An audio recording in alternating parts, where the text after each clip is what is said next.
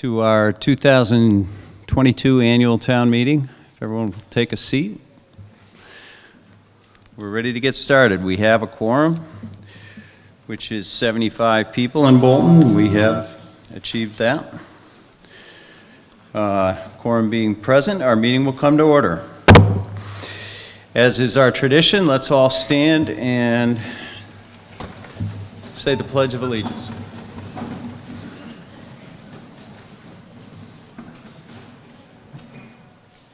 I pledge allegiance to the flag of the United States of America and to the republic for which it stands, one nation, under God, indivisible, with liberty and justice for all. Thank you.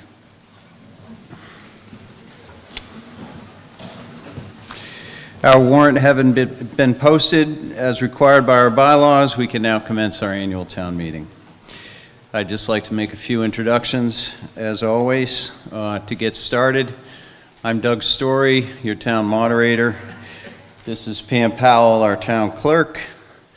In front of me, we have the Board of select persons, Stan Wysocki, Jonathan Keep, Bob Sikansky, our town administrator, Don Lowe, and our town council, Brian Falk. And then over here on my left is our advisory committee, Brian Boyle.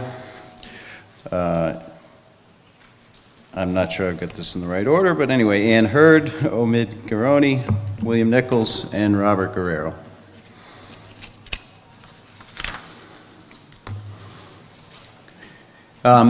This year, we're doing something new and a little different. Maybe it'll be a little fun, we'll see. Everyone who came in received, every registered voter received a counting device. Does everyone have one? Okay. We call these clickers. These are a device that allows us to make counts quickly and electronically. It's obviously very straightforward. You push your green button for yes, your red button for no, and then we have an electronic device that captures those counts. You can change your mind.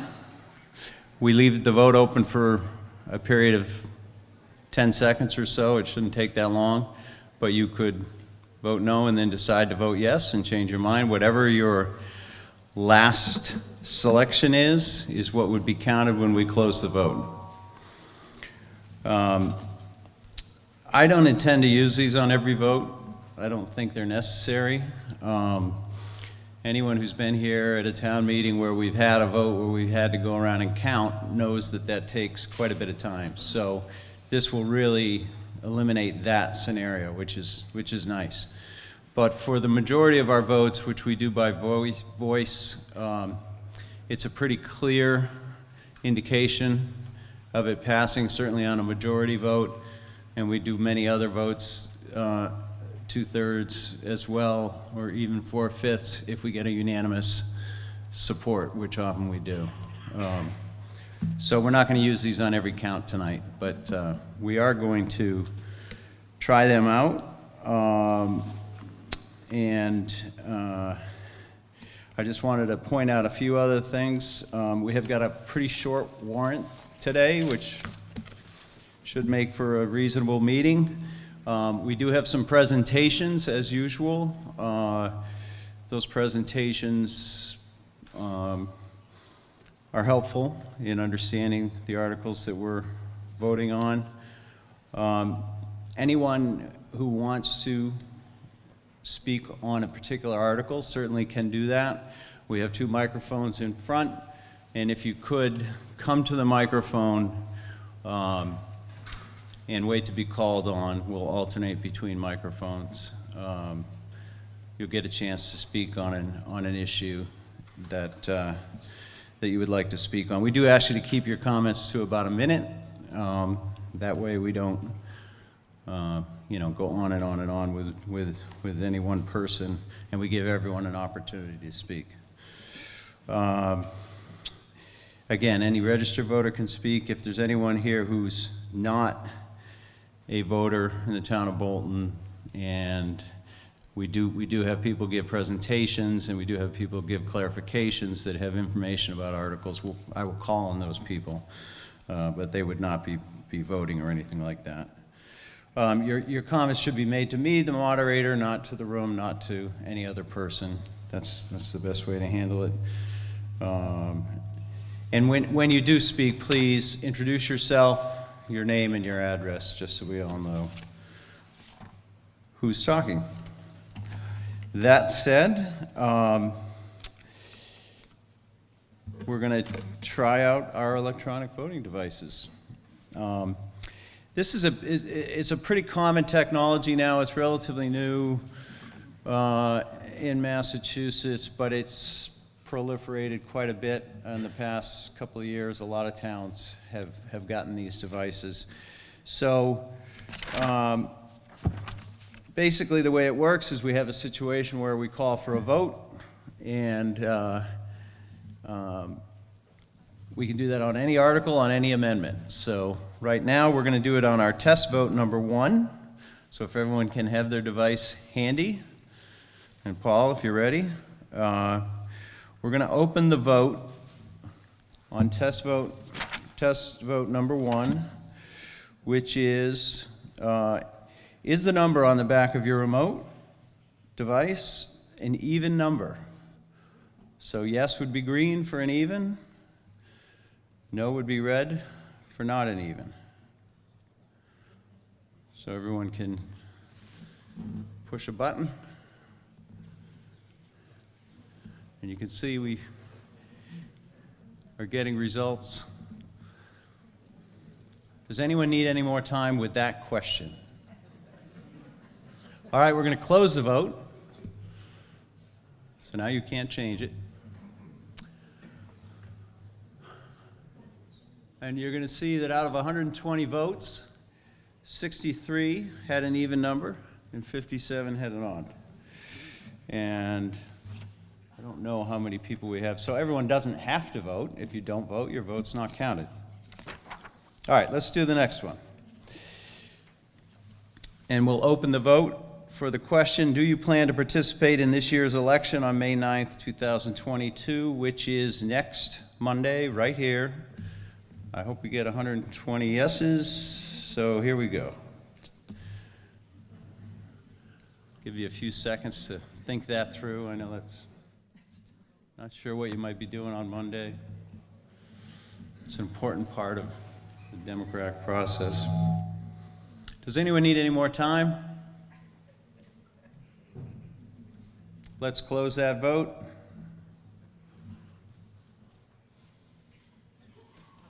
That's pretty good. I like that. And you see that we have 125 votes there. So a few people didn't vote on the first one. And again, whenever we do a count, and the count needs to be a certain percentage, 2/3, 4/5, majority, the count is based on the number of people that voted. So if you have one of these and you don't vote, then you're not in on the vote. All right? Any questions about the remote devices? Yes? Are we using them for every vote? No. We're not going to use them for every vote. I don't think that it's necessary. Yes? Why wouldn't we use them for every vote? It's efficient and fast. Why don't we? Because that's the decision I made. I think there's a lot of us that really like the tradition that we have of having a voice vote and you know, being able to say what you feel and say your vote, especially on many of the articles which are almost always unanimous. So I think that these make a lot of sense for any vote that's contentious, that's close. I'd be happy to use them, but I don't feel the need to do it on the other ones. And that may change. Maybe by next year I'll feel differently, but that's how I feel right now. Any other questions? And I've heard from a lot of other people that they do the same. They don't use them on every vote. Okay. That being the case, we will move on to Article 1. which is to accept annual reports. Do I have a recommendation? Mr. Moderator, move the question. It's been moved. Is there a second? All right, the article has been moved and seconded. So this is to see if the town will vote to accept the reports of the Select Board and the Advisory Committee and any other town officers, boards, and committee for the calendar year 2021. Is there any comment or question about this article? Okay. We're going to do a voice vote. On the voice vote, if you're in favor, you say aye. If you're opposed, you say nay. And I'll ask for that. So, all those in favor, please say aye. Aye. All those opposed? Passes unanimously. Thank you. Article 2. Mr. Moderator, Yes. question.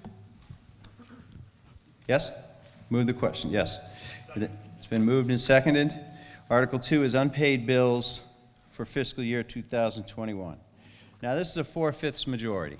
This is a good article to use the counters for if we don't get a majority vote. But I'm thinking we might anyway, because the article has about a little over $226 of unpaid bills. It's been moved and seconded. Are there any questions or comments? Okay, we'll do a voice vote again. All those in favor say aye. Aye. Any opposed? That passes unanimously as well. Thank you.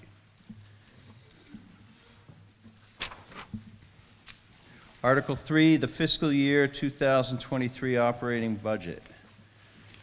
Mr. Moderator, move the article.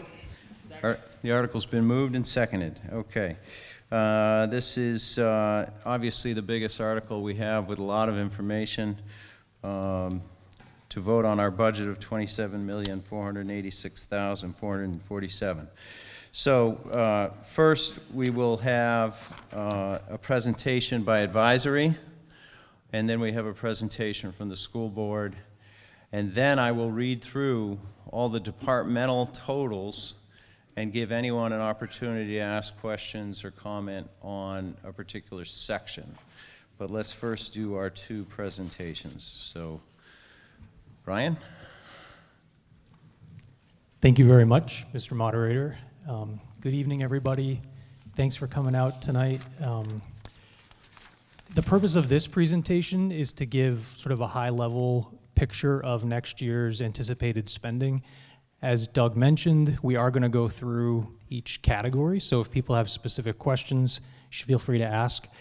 Before I get started, I did want to extend some thanks to a number of people who do a lot of work to put the budget together each year, starting, of course, with our town administrator, Dawn Lowe, our town accountant, our tried and true, every time we meet as an advisory committee, she's there, Nanachka Rogers, our treasurer, Kristen Noel, our secretary who makes it all happen, Jenny Jacobson, and then of course, actually the select board came to most of our advisory committee meetings this year, so I want to thank them for doing that, and the department heads, boards, and committees who met with us multiple times to hash out their budgets.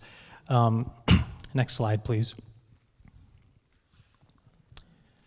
So at a high level, that shows you the operating budget, and what we're looking at this year is an overall increase of 5.84%. And the operating budget, those are the day-to-day expenditures that the town and the school districts use to keep the lights on, everything moving day to day. On the next slide, you'll see our total budgeted expenditures for fiscal year 23. And that's $27.6 million for a total increase of 2.5%. The reason why the total increase for total budgeted expenditures is lower than the operating budget is because this year we actually are not spending very much on capital items. I'll get into that later on, but the bottom line is that because of federal funds made available as part of the American Rescue Plan, we've been able to use a lot of federal and state funds for some of the capital projects that normally would have been reflected in a warrant article. Next slide, please. I see a lot of familiar faces in the crowd tonight, so you probably already know this like the back of your hand, but Bolton gets the vast majority of its revenue through property taxes. This year, we're just over 91% of all of our revenue is coming through property taxes. We get about $300,000 in state aid, and that's things like unrestricted general government aid and some money for veterans benefits. We get about $1.6 million in local receipts, and that includes things like your motor vehicle excise tax, licenses and fees, permits, and cell tower revenue. So by and large, Bolton, as you all know, relies on our property taxes to meet our budgetary needs. On the next slide, you'll see a breakdown of our total expenditures with sort of categorized in some big buckets. So the first big bucket, as you all know, 64.5% of our total expenditures is in education, and that includes Neshoba and Minuteman. Just shy of 15% of our budget goes to town salary and wages. We have about 9% for other operating expenses, and then insurance, debt service, and then other. When you see other, basically what that other is we pay a certain amount in assessments to have different state programs come in here, for example, the mosquito abatement program, things like that. So those are captured in other. And then finally, at the bottom of that, as I mentioned, we don't really have many capital appropriations that show up in our budget this year because we have been able to spend or devote a lot of the American Rescue Plan funds to some capital items. On the next slide, I won't spend too much time here, but it's just a visual representation of our operating budget. I will say, when I was creating this, I was able to look back at the past couple of years, and these numbers, these percentages, the size of the slice of the pie has been very consistent. So education has been right at around that 64, 65% for a number of years. Public safety has been right around 10%. Public works has been right around 5.5%, 6%. So those are pretty consistent. If you go to the next slide, you'll see operating budget changes from last year to this year. One thing that I want to call out is if you look at the top line, general government, we have an 8.8% increase this year, and you'll see this reflected in the detail of the budget. But one of the things we did is we actually bumped up our advisory reserve fund more than we normally would because we have been seeing energy prices, as I'm sure you all have seen energy prices go up. We wanted to basically have a cushion for next year. And so our advisory reserve fund is higher than it normally is. Normally we fund it at about $100,000 and we've bumped it up this year. Everything else is pretty straightforward. I do want to mention employee benefits. So we're seeing an increase of 11%. And one of the driving factors there is our town is part of a joint purchase with a number of other towns. And last year, one of the biggest insurance carriers for the joint purchase, Fallon Health, exited the healthcare market entirely for municipalities and private businesses. So we had to replace that carrier with a new carrier. They went out to bid, they looked at different options, and they brought in Blue Cross, and they already have Tufts and Harvard Pilgrim. But the fact is that Fallon Health was a lower cost provider, and the vast majority of our employees were on Fallon Health, which also gave them a dental benefit. So to give them the benefits that they had, including the dental, we're seeing an increase this year. Next slide shows just the less than a handful of capital items for 2023, and we'll debate those when we go through the articles, but it's emergency lighting, master planning technical assistance, and funds for a facility shed at the South Cemetery. On the next slide, we've got our financial policy targets. I'm happy that we're doing well here. We've got a certified free cash balance, or our aim is to be between 3 and 5% of total budgeted expenditures for the prior fiscal year. This year we were at 3.69, so right in the middle of that range. We've maintained a free cash balance of at least $350,000 heading into fiscal year 2023, so we're at 580. Our overall reserves at about 8%, and we're trying to be between 6 and 10%, so we're doing well there. Debt service payments, we don't want those more than 5 to 7%, and we're actually just under 5, so that's good. And then we are continuing to fund 100% of our other post-employment benefits annual required contribution. And if you want to know more about that, I'm happy to talk to you after the meeting. And then finally, on the last slide, our assessors were kind enough to provide us with the estimated tax rate, and they wanted me to always emphasize it's estimated. Basically, we're looking at an increase in the tax rate per thousand from $19.87 to probably $20.08. So with that, I'm happy to turn it over to whoever from the school committee is going to be covering the school budget.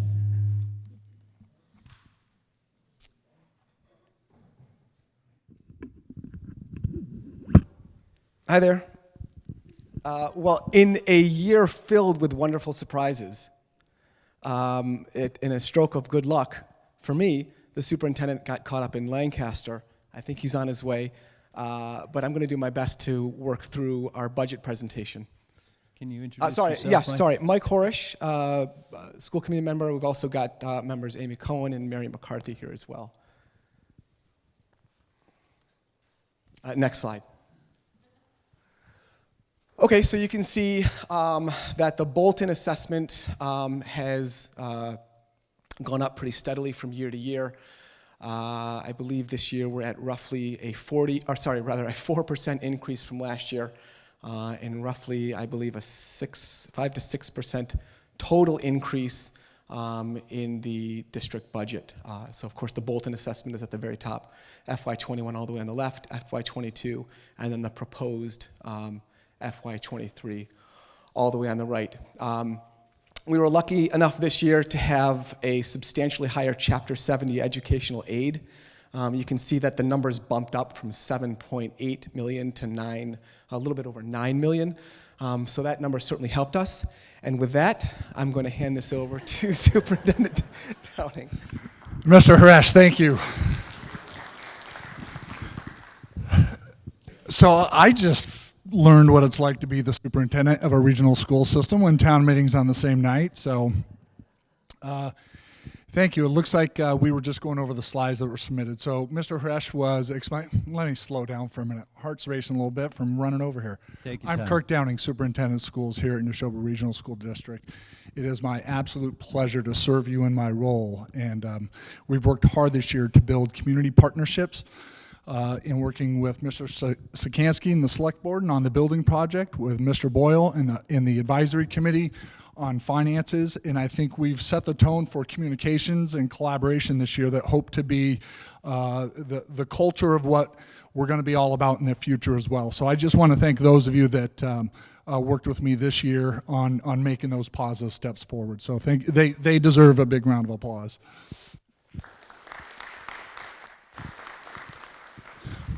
So with that being said, and Mr. Lowe, Don Lowe, I wanted to make sure I recognized you as well in being a good partner here in my first year in Neshoba. So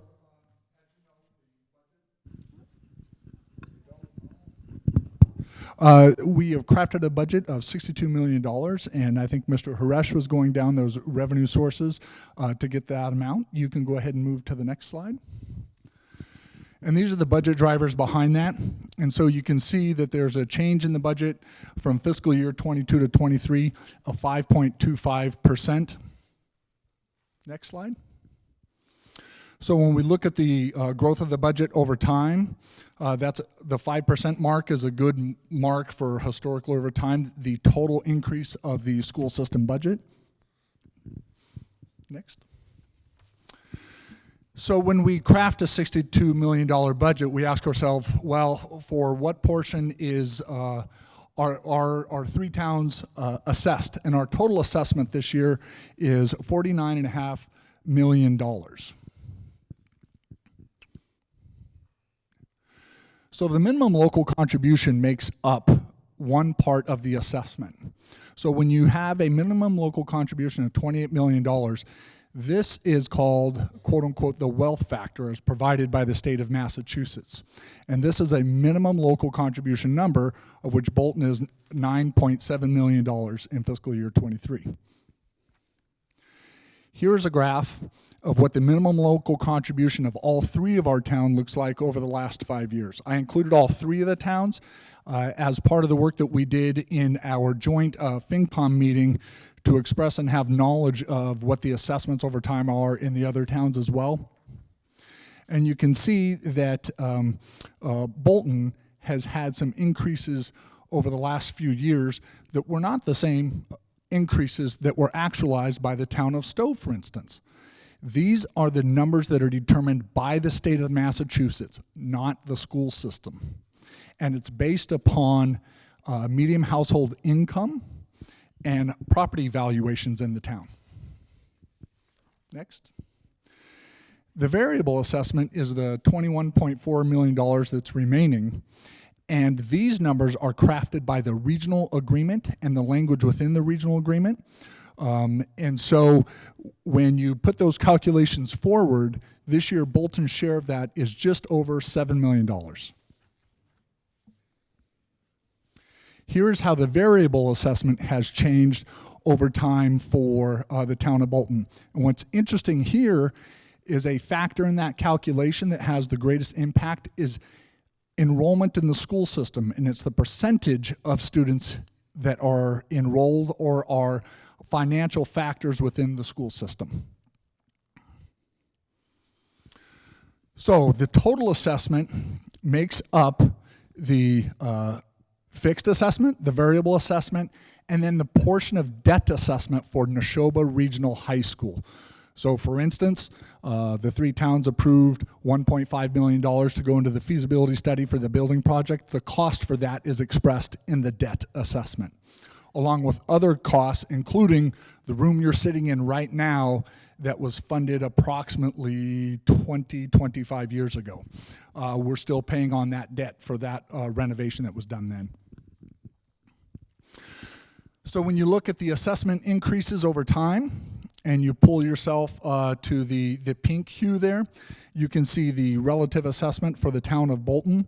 We were looking at a real challenge this year of trying to bring all of the towns under 6%.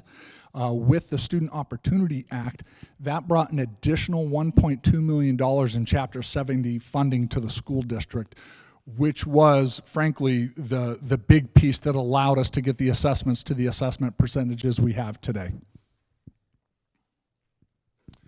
And we are adding 3 new positions to the school system. But I think a better term to say that is we are reallocating 3 positions in the school system, because these 3 positions, a 0.5 special education moderate disabilities teacher, a 0.4 BCBA, which is a behaviorist at Florence Sawyer School, and a 0.5 increase in school psychologist, we are able to pay for these positions by downsizing in other areas due to some class size changes and some decreased enrollment. So these positions are being added to the district without adding additional full-time equivalency to the district. So with that, I'll just leave for questions. Thank you. And thank you for being patient with my time tonight. Okay, thank you very much, Superintendent Down. If anyone doesn't have any specific questions for him, we'll go through the budget. All right, so if you go to page 14 on your warrant, you can follow along. See how many numbers I can jumble. First one's easy. I'm going to read through several pages, and then I'll stop and ask if there's any questions on any of what I have just gone through. All right, first one is the moderator, $50. Select board, $19,620. Town administrator, $244,536. Advisory committee, $185. Reserve fund, $150,000. Town accountant, $105,585. Board of Assessors, $157,508. Treasurer, $132,686. Tax collector, $77,643. Human Resources, $13,549. MIS, $57,975. Town Clerk, $115,672. Elections, $10,135. Street listing and registrars, $3,150. Are there any questions on any of those pages or budget line items? All right. Conservation Commission, $83,710. Planning Board, $78,778. Appeals Board, $200. Agricultural Commission, nothing. Economic Development, $750. Town Buildings, $151,550. Town Hall, $32,833. Town Reports, $3,700, for a grand total on general government of $1,499,814. Any questions on general government or comments? Hey, Doug, I have a question. Why is there no money for the Agricultural Commission? Can you give your name, please? Alan DePietro, Seal Road. Okay. Is there anyone who can address that, Brian? Sure. Yep, that's a great question. So just so that everybody knows, the kickoff of our budget process begins with a letter in October that gets sent out to every single board, committee, commission, department head. And in that letter, we ask people to submit their budget requests by November. And then if we don't get a request, we follow up multiple times. And the Agricultural Commission never submitted a request for fiscal year '23. Thank you. Any other questions? Okay. Next is Public Safety Building, $210,525.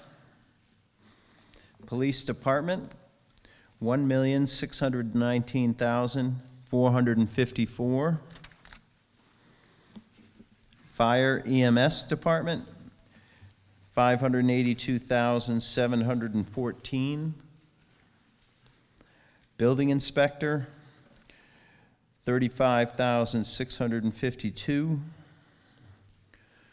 Plumbing and Gas Inspector, $19,551. Wiring Inspector, $22,491. Emergency Management, $3,900. Animal Control Officer, $22,604. Traffic Lights, $1,800. Tree Warden, $71,796. Communications, $204,606, for a total for public safety of $2,795,093. Are there any questions about public safety budget items? Yes.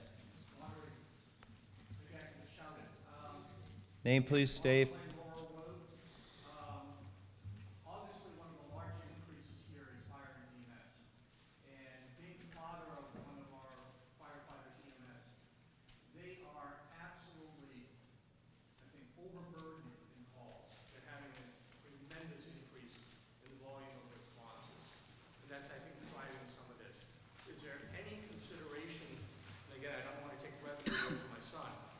But is there any thought of potentially bringing in additional resources, be it some type of a, permanent or additional resources to serve this town? Because again, the call volume is up substantially. Maybe if I could ask, with the permission of the moderator, our fire chief could comment on the volume of calls in terms of, so that people can understand the volume that's driving some of these numbers. You're asking if the fire chief could tell us the number of calls? Or at least talk to the tremendous increase in the calls, which is driving some of this number. Is there someone who wants to give me that number? Sure, please. Last calendar year, we were over the previous year, 323 calls for the department. Yes, we did add the ALS service to the service some of our area towns, but take that out, we were 103 calls alone just in Bolton, higher than the previous year. We are seeing an increase in transports within the town. Fire responses are up 5%, it was much higher. So that is where we are currently. Thank you. I'm fine with people speaking from their chairs if we can hear you, but if anyone is bothered and feels like they cannot hear, we do have a runner with a mic. We can get a mic to people, so let's just be aware of that. So we heard a question about, are we considering more resources to help with overburdened fire EMS, and the fire chief told us the number of calls. Does anyone want to address that? Brian? Yeah, I can just share that Chief Legendre did reach out to me maybe a month or so ago and asked to set aside some time after this year's annual town meeting to talk about some of the potential future needs. So sitting here today, I don't think any of us know exactly all the details, but we're aware that a conversation needs to happen, and it will. Thank you. Are there any other questions or comments on public safety? All right, page 23. Neshoba Regional School District budget, $16,953,808. And we've heard the presentation on that. Minuteman Regional VOTEC, $893,714 for a total education of $17,847,522. Highway, $916,606. Construction and maintenance, $209,100. Snow and sand, $180,000. Street lighting, $8,900. Transfer station, $38,882. Landfill, $6,100. Sewer, $10,000. Water, $6,000. Cemetery, $8,000. Total public works, $1,583,588. Do we have any questions or comments on public works? Yes, over here. I actually have a question for the education. Can you please introduce yourself? It's Omid Garoni. I live on Fry Road. I have a questions for the education I couldn't ask earlier. Is the school going to allow us to provide any kind of audit on the budget side or like accounting side? Because before we've been denied all that. So the school district goes through an annual audit on a regular basis, and those audits are public record, and we can provide those audits. So we do that. That auditing is provided on our annual basis. Who does that audit? Melanson CPA does our audit. Do you guys know who pay for that? We do. Yep, the school district does. Okay, thank you. Any other questions? Oh, sorry. Hi, Jeff Tackle up on West Berlin Road. I just had a question about the budget for the transfer station. Over the last couple of years, recycling, what's being accepted and not being accepted has changed, and that's driven some different cost choices.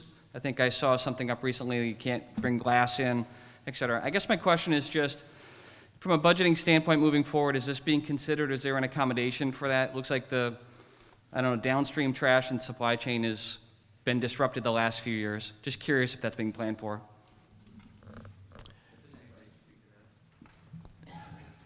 Can you tell me what the question is again? I'm sorry.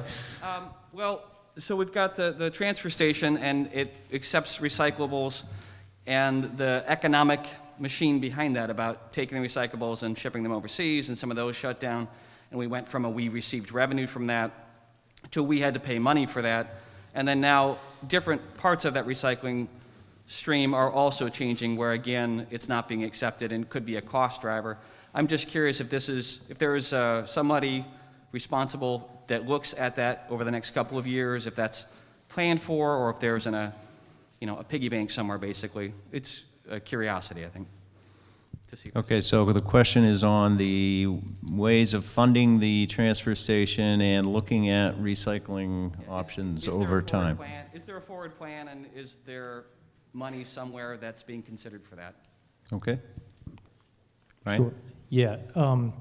So if there were going to be a change proposed to any of the fees that users have to pay when they dispose of things at the transfer station, the process for that is it would be brought, I believe, to the select board by the head of the DPW department. So one way of dealing with changes in the background economics of where our waste goes after it's sent to the transfer station is an potential impact on user fees.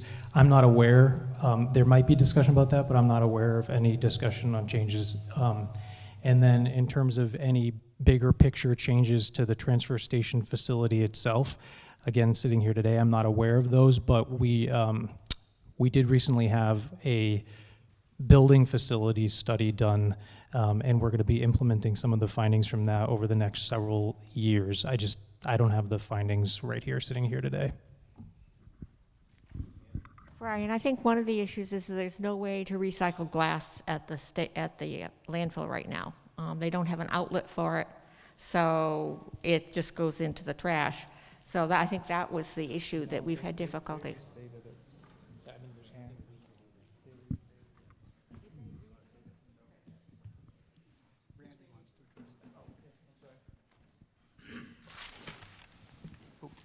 Good evening, Randy Hagelin, Public Works. The non-acceptance of glass was probably about a month. The vendor that we were using lost an outlet for the glass. We found another outlet. It's at a higher cost, but it's still an outlet to get rid of our recyclable glass. You're accepting the glass? Yes, we are accepting glass. Thank you. Yes.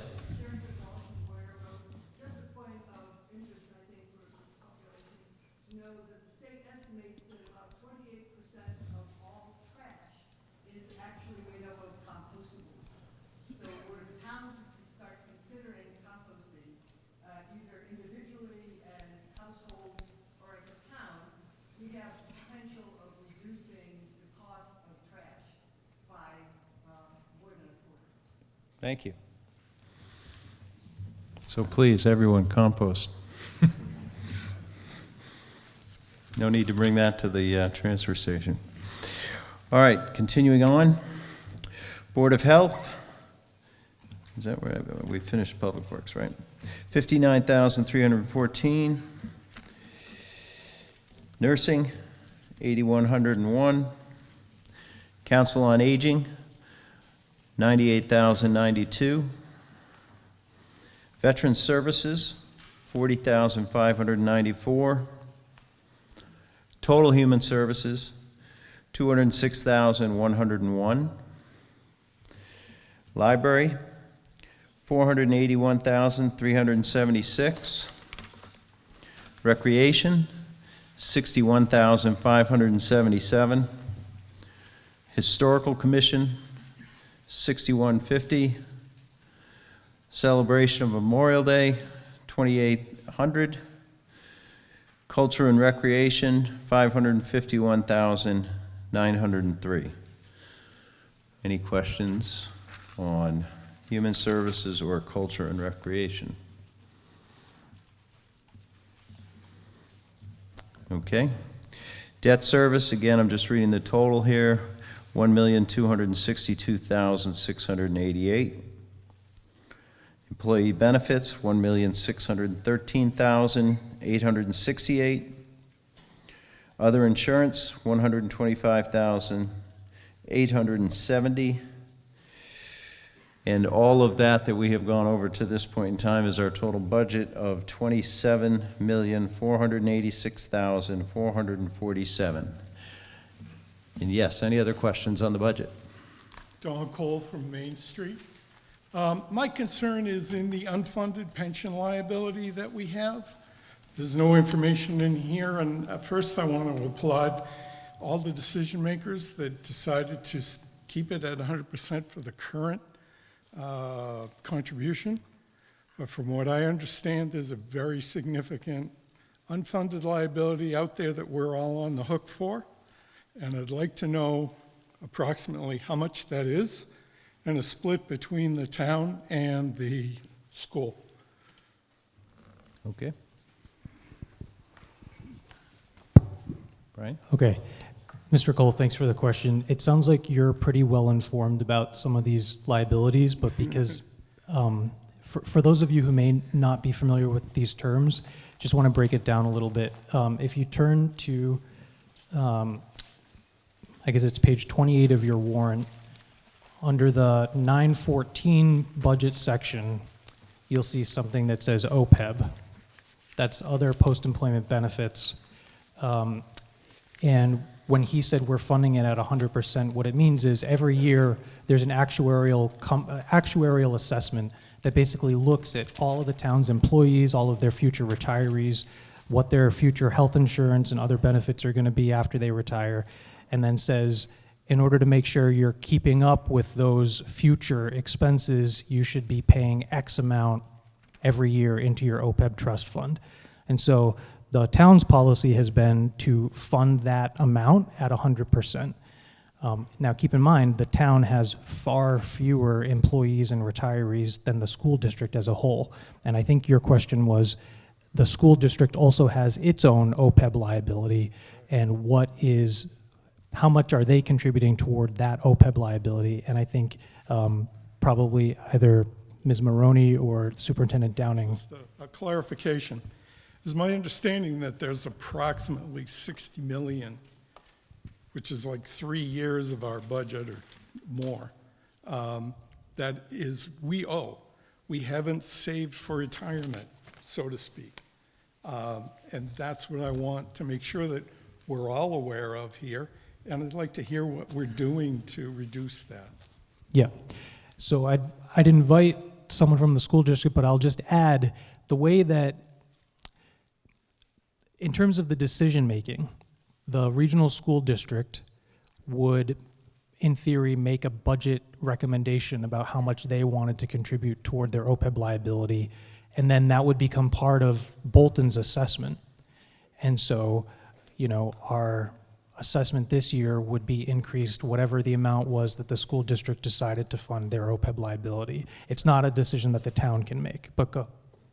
Right. In other words, I would not expect them to necessarily do the 100% that the town has done. I would hope they have, but I would not expect that. Yep. But I want all this out. Yep.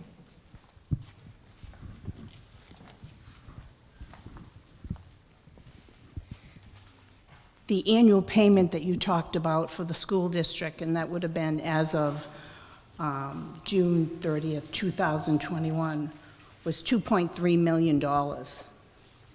In order for us to fund that full liability, we would have to assess each of the towns, basically based on their percentage of assessment, basically about a third. And for Bolton, we'd have to increase your assessment by $775,000.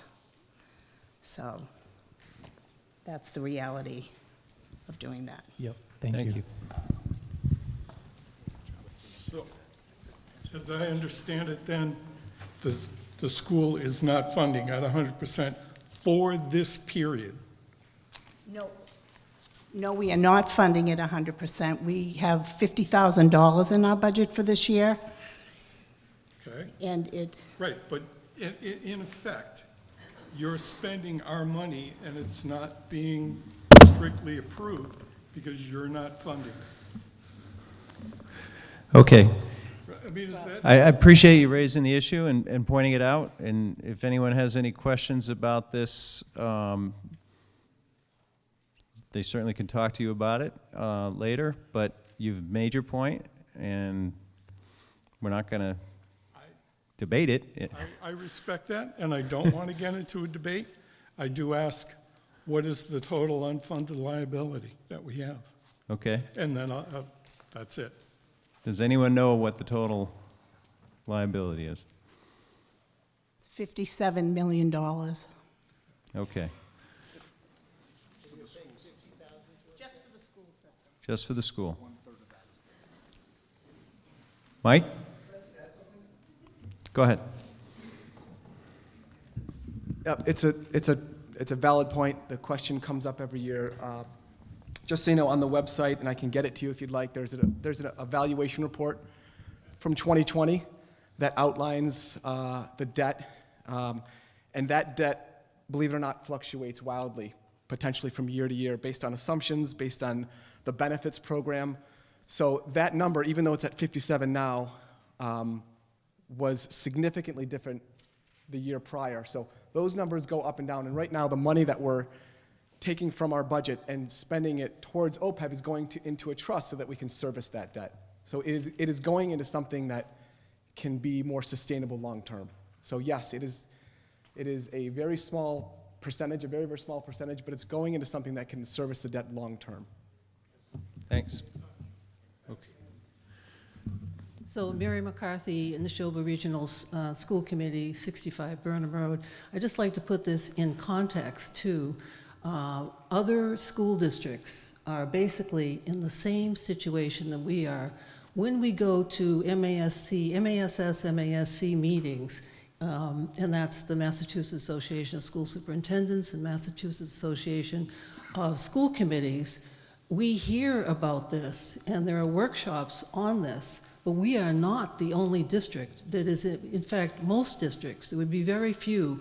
And so when I see that the town has been able to 100% fund this, I fervently wish that we were able to too, but what it would do would be to increase, as has been explained, this would increase our taxes.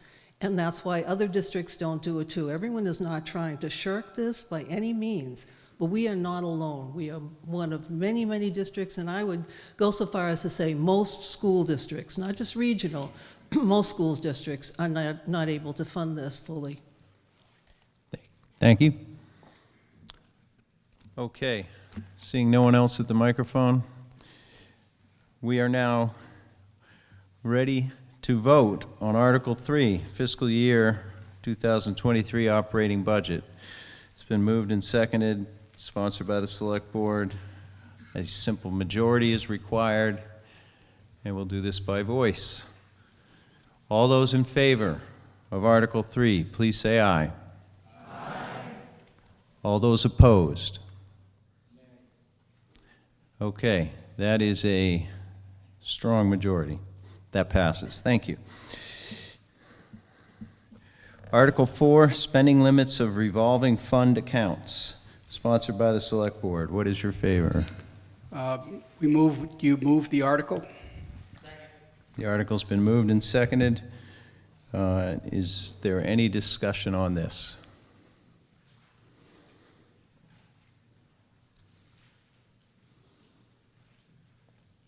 Seeing none, we'll vote. This requires a majority as well.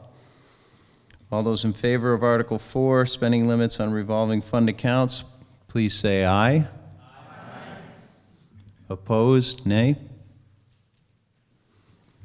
That passes unanimously. Article 5, Town Building Emergency Lighting. This is sponsored by the Select Board and requires a majority. We do have an amendment to the article that we want to make, I believe. You want to, The amendment is, have we put the amendment up? I think it's the next slide. Okay, here's the amendment slide, one back.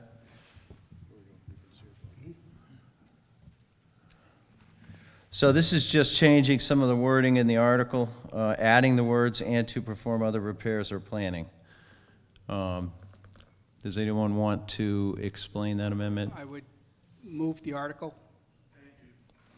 Okay, moved and seconded. Right, we need to move the article first, then we'll discuss the amendment. Thank you. Does anyone have any questions about the amendment? Okay, so we're going to vote on the amendment first and then the article. The amendment is to change the wording to add "and to perform other repairs or planning." All those in favor, please say aye. Aye. Opposed? That's unanimous, so the amendment passes. Now, is there any discussion on the article? Seeing none, we'll vote. All those in favor, please say aye. Aye. Opposed, nay? Okay, that passes unanimously as well. Thank you. Article 6, Master Planning Technical Assistance. Sponsor is the Planning Board, and this requires a majority. What is the pleasure for the article? We move the article. The article's been moved and seconded, and we have a presentation. Okay, this is going to be a stereo presentation. Can you please introduce yourself, Bob? I will. First of all, I will introduce our town planner, with whom not too many people are familiar, Valerie Ortiz. And I'm Bob Romer, chairman of the Master Planning Steering Committee. And so we'll start with Valerie. Sure, so no slides. Oh, we do have slides. We do. We do, okay, perfect. All right, so we're here to discuss Article 6, which is a request for $30,000 to support technical assistance for master planning efforts. Next slide. So master plans are designed to provide a basis for decision-making for the long-term physical development of our town. So our master plan update is going to look out to the year 2040. And for me, in my role as planner, this plan and this visioning process that goes along with this process offers me a work plan for the coming years for my position. So when I first got to Bolton, I opened up the master plan from 2006, went to the back of it, looked at the list of implementation measures to really get a sense of what the residents of the town want and what you're after. But now, you know, it's time for a revision here. This is a plan that is on my desk. This is not something that is on a shelf. This is something that the town is holding itself responsible for. Next slide.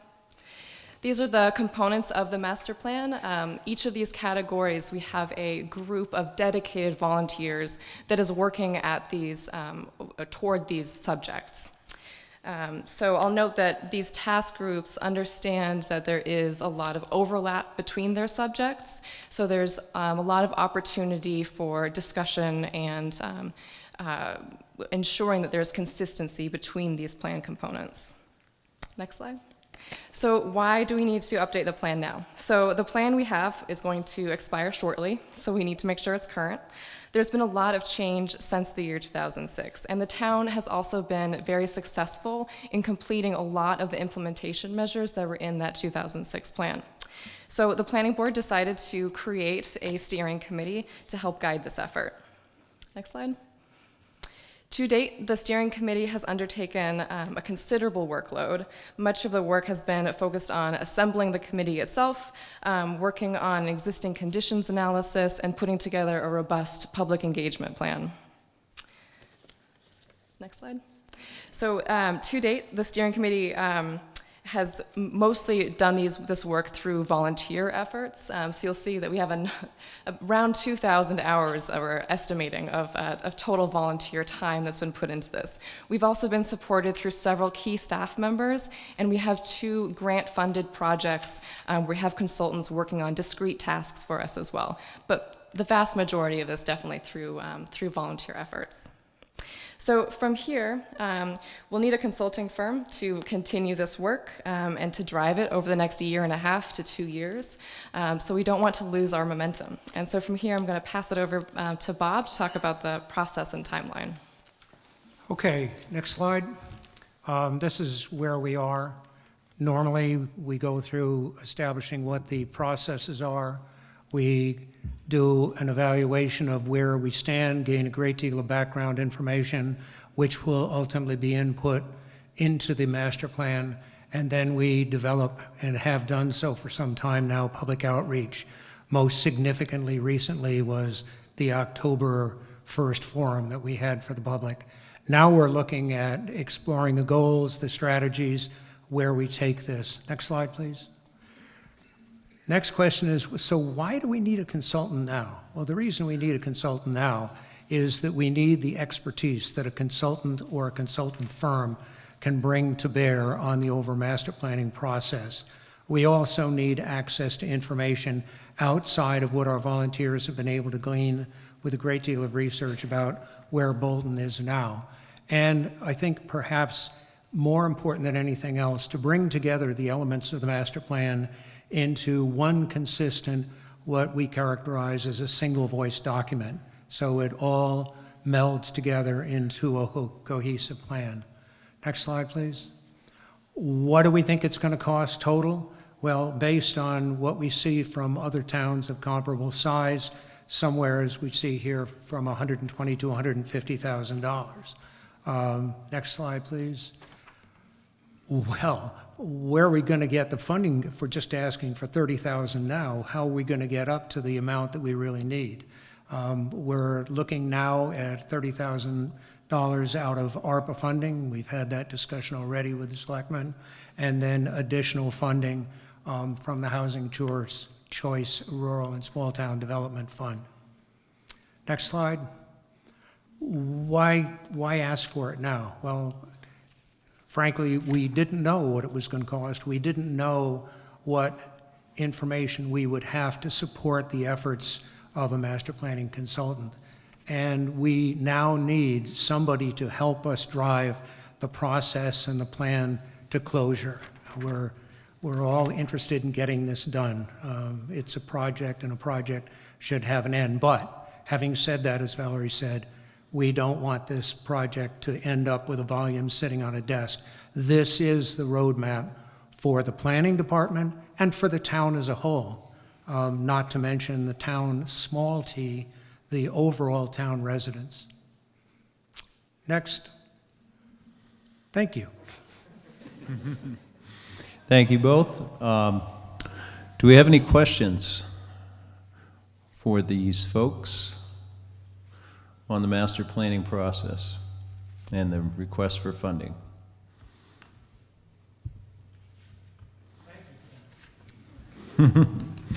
All right then.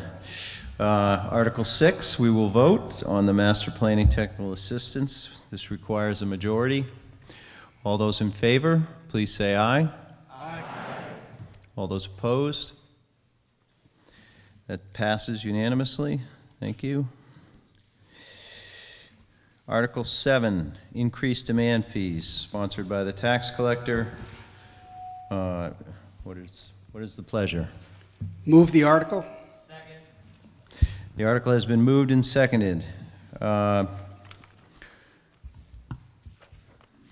Is there any discussion on this article? Seeing none, we'll vote. This requires a simple majority. All those in favor of Article 7, increasing the demand fees, please say aye. Aye. Opposed? That passes unanimously. Thank you. Article 8. Excuse me? Oh, I apologize. I missed a nay. That does not pass unanimously. Almost unanimously. Thank you. Article 8, closeout of unexpected funds from previous town meeting articles. Move the article. Article has been moved and seconded. It's sponsored by the Select Board. Are there any questions or comments? Seeing none, we'll vote on Article 8. All those in favor, please say aye. Aye. Opposed? I didn't hear any. Unanimous? Thank you. Passes. Article 9, the addition of Juneteenth as an accepted holiday for town employees. Move the article. The article has been moved and seconded. It's sponsored by Human Resources and requires a majority, and it would add a paid holiday for town employees for the new holiday that has been recognized nationally. Is there any discussion? Seeing none, we'll vote. All those in favor, please say aye. Aye. Opposed? Nay. Okay, that passes by a clear majority.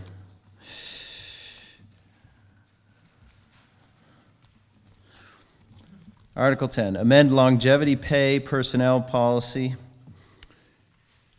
Move the article. It's been moved and seconded. This is sponsored by Human Resources, requires a majority vote. Is there discussion on the article on longevity pay? Yes. Donald Baum, East End Road. We have a few unions that we have contracts with. This article leads people to believe that all benefit-eligible employees shall get these terms, and yet we have different terms on some of our union contracts. And the article does not state an exemption for those contracts. Is there a question there, or are you just stating that? I believe we need to exempt the contracts. Otherwise, everybody gets the same longevity here, yet we're under signed contract with the selectmen for some different terms in these contracts. Okay. Don? That actually would not be the case. Any member of a union has to negotiate via collective bargaining, which the union that Mr. Baum is a member of, we are currently under negotiations. Any other comments? Okay, the Article 10, amend longevity pay. We'll vote on that. This requires a majority. All those in favor, please say aye. Aye. Opposed? I believe that passed unanimously. You can let me know if I miss one. Okay. Article 11, amend the Code of Town of Bolton, Chapter 110, Animals.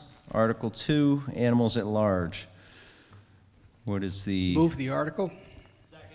Article's been moved and seconded. This has been proposed by the Animal Control Officer and the Town Clerk and requires a majority vote. Is there any discussion? Yes.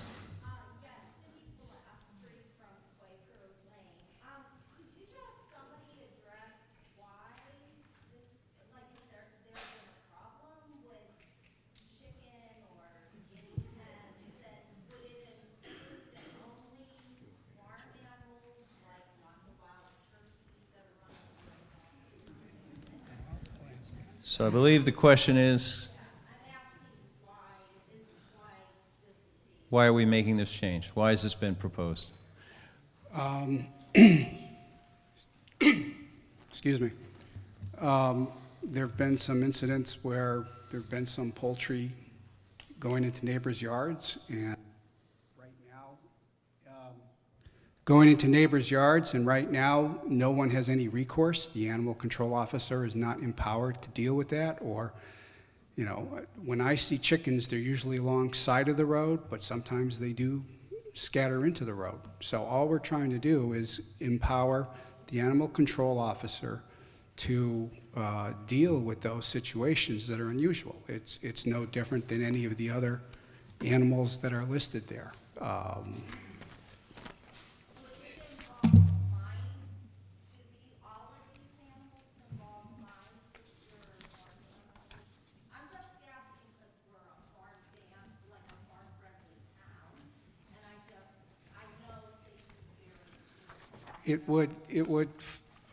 I don't, as I sit here right now, I don't know the details, what happens with dogs and dogs and all the other, and all the other stuff, but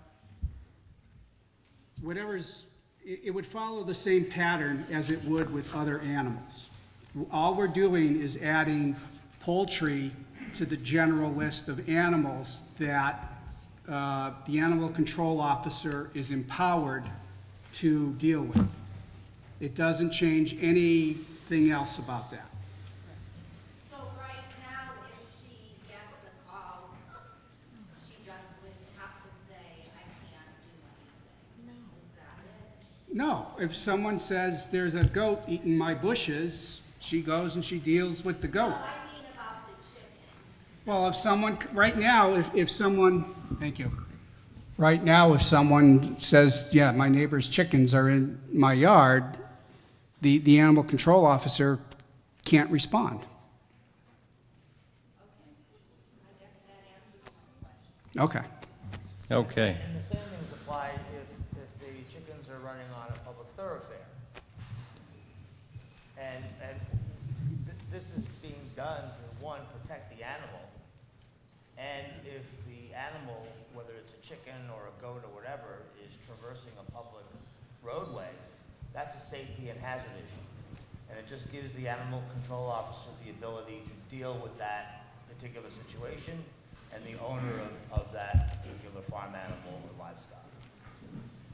Mr. Moderator, can you ask people to use the microphones, please? Okay, yes, could people please speak to the microphones? Or we can run a microphone to you, but... May I suggest that if you want to speak, just get up and come to the microphone. That's the traditional way we've done it in the past. You don't have to It be makes it so recognized. everyone can hear the discussion. Hi, I'm Jen Mix, Sampson Road. Do we know why the animal control officer has not been empowered to do this in the past? Why were they eliminated in the past? When were llamas added? Has it read like this for, hundreds of years that they can control llamas, but for some reason we've exempted the fowl, and I don't understand that. There was no exemption. It was an oversight when the bylaw was written. It was meant to address livestock. Chicken and fowl are livestock, but it's not listed in the bylaw. So we're adding that category to the bylaw. Is there anyone else on this one? Mark? Mark Trento, Fox Run. Is there a mechanism within the bylaw that would exempt or make a difference between wild and domestic? As in turkeys, I know some people feed them and there's... Yes, of course. People, farmers, or whoever own chickens, the wild turkeys roam the countryside and no one owns them, just like deer. So turkeys, I guess, would be exempt from this. Both domestic and... Right. Other than, providing dinner for a fox. You're looking at, broadly, if you're looking at a domesticated bird, it's a fowl or poultry as stated in this amendment. Thank you.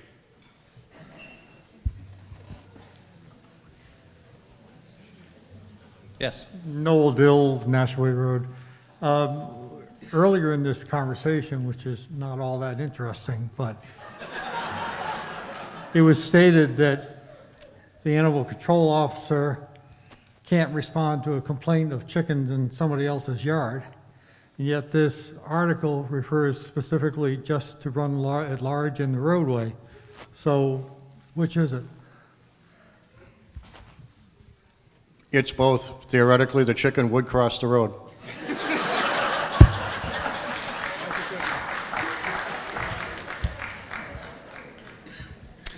All right. Thank you for all those comments. So Article 11 is amending our code to add fowl and poultry, and it requires a simple majority. All those in favor, please say aye. Aye. Opposed? No. All right, let's use the counters. Why not? All right. So we're going to go to a count here. We're going to open the vote. If you are in favor of changing the bylaw to add fowl and poultry, you're going to push the green, 1. If you are opposed, you're going to push red. And I'm going to give you 5 seconds. 4, 3, 2. Does anyone need any more time? Did you open it, Paul? Sorry. Hey, you know, that's why we need to try this out. All right, it's open. You can vote. Is it open? Okay. Take your time. Change your mind if you want. Change it back. Has everyone voted? The number's static. Okay, we're going to close the vote.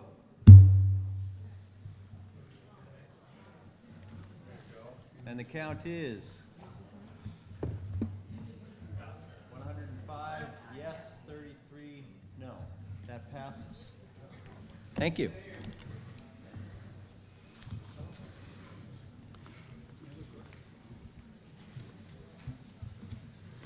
All right, Article 12, solar lease, sponsored by the Select Board. What is your pleasure?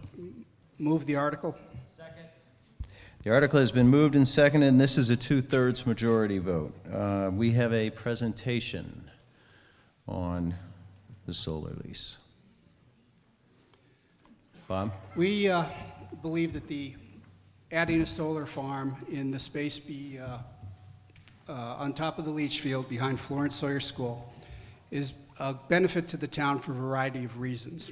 One is it's going to enhance the residential land values across town.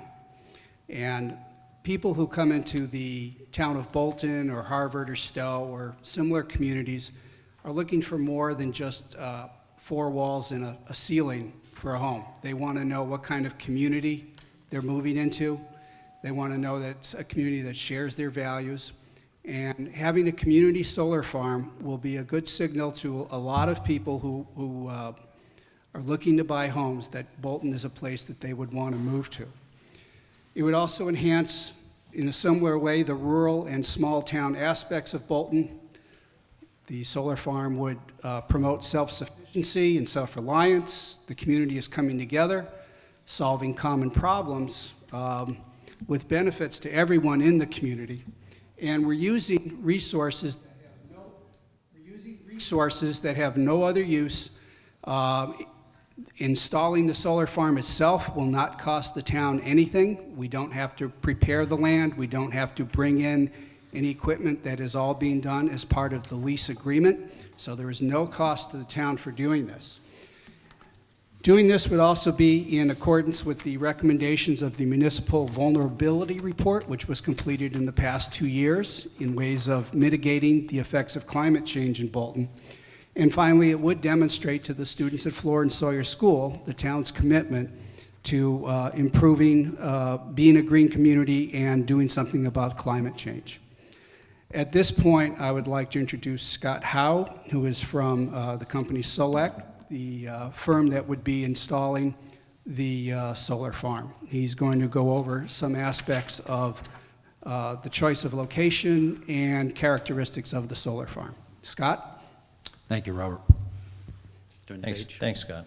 Thank you very much. You want to turn the page?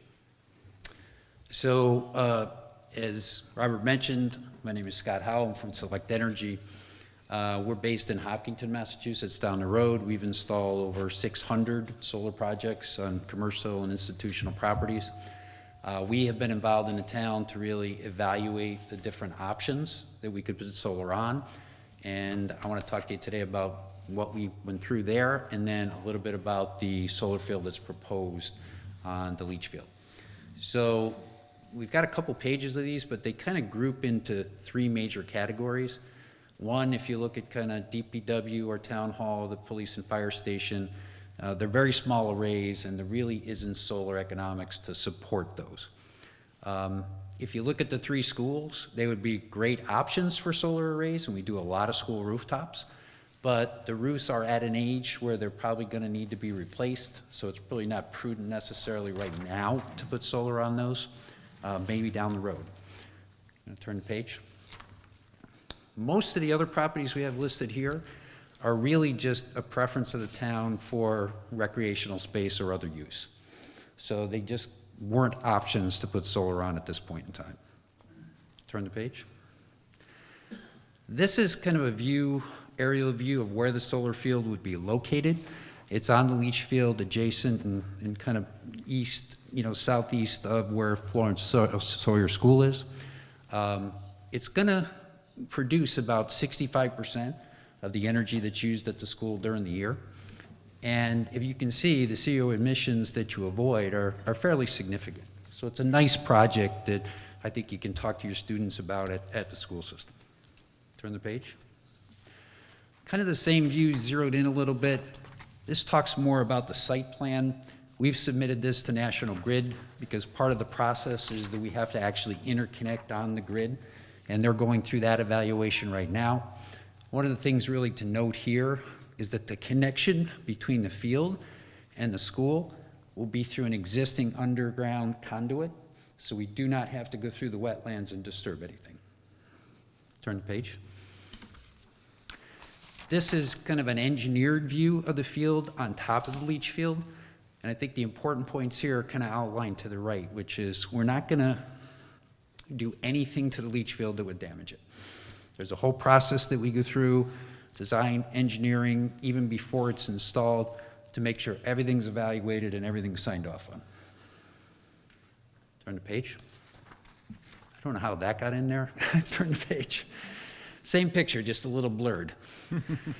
This is an example of what we call the ballast solar array that would sit on top of the field, so nothing penetrates the ground. And that's important when you're doing a leach field or a landfill type operation. This just graphically kind of shows the production of solar throughout the year. That's the green bars.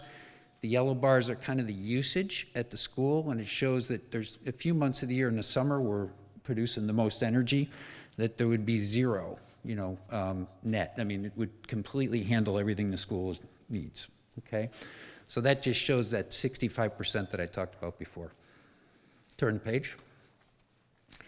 And then next steps, approval tonight, hopefully, and then by the school board. We're working through the interconnection process with the utility, National Grid. And once all that's done, we sign the power purchase agreement and the lease, and we build the solar field.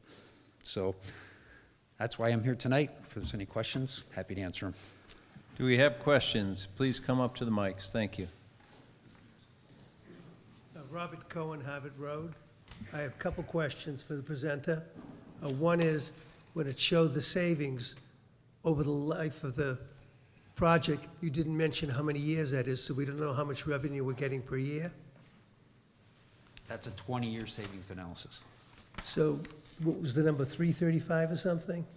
We have to go back to it. I think it was Could you put the slide back to that? 235. 235? So the savings is about $12,000 a year? Approximately. And have we, you made a very nice presentation, by the way, but have we spoken to other vendors about this? I can't answer that one. No, that's for the, I don't know who did this, advisory committee or the selectmen? This vendor was selected, they're pre-qualified through state bid contract. Have we had So the other- state has pre-qualified them. Have we had other bids? We did not solicit bids because this is a state bid contract. The state's already done that work. Okay. Next, over here, Dave. David Bossley, 87 Laurel Road. Two questions that I'd like to have addressed separately. One is, the way I read this, the revenue would come to the town. Does that mean ultimately we're selling this energy, this electricity to the school, and therefore, technically, our assessment to the school should go down by about 1%? It's nominal, but again, a technical question. Second one is, who are the constituents who would be impacted by the use of this field? Thank you. Regarding the first question, the revenue does not go to the town. The school district will be a direct consumer of the electricity and would be entering into a purchase agreement for it. As far as the second question goes, the field is currently not being used for anything other than a leach field, so there currently nobody is being displaced by it. Okay, over here. Gentry Farrell, Wattaquatic Hill Road. I was just wondering if there's, if there's green space between them, like the ballast system, it looks like there's a lot of concrete, but is it possible for vegetation and some coverage to continue or around the ballasts? Yeah, that's right. Yes, the ballast blocks are not directly connected to each other, so they're spaced out evenly for weight loading across the field, so you're going to get grass and stuff that grows in between.